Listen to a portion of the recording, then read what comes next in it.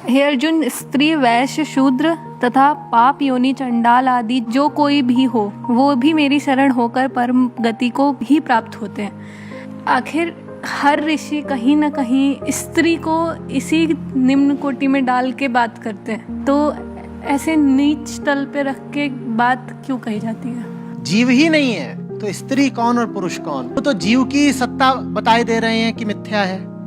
अब उसमें क्या परेशान होना कि कौन स्त्री है कौन पुरुष है। लेकिन सुनने वाला कौन है? अर्जुन है।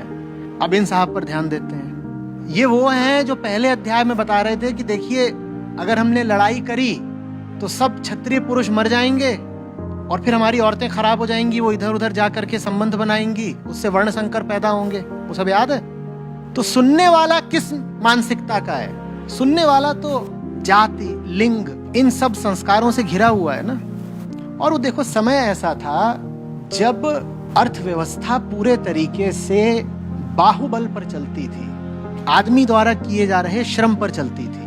अब प्रकृति ने कुछ कर दिया है भाई, बाजू तो पुरुषों के ही ज्यादा मजबूत होते हैं ना, तो भाई सारी सत्ता पुरुषों ने हथियार रखी थी।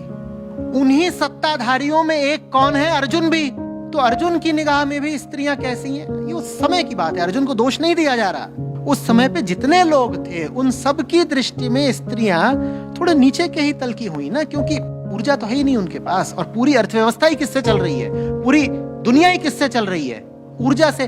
तो चूंकि अर्जुन से बात की जा रही है तो अर्जुन को कहा जा रहा है कि अर्जुन, मेरी शरण में आकर सबको मुक्ति है, भले ही वो तेरी दुनिया में नीचा समझे वाले लोग क्यों ना हो।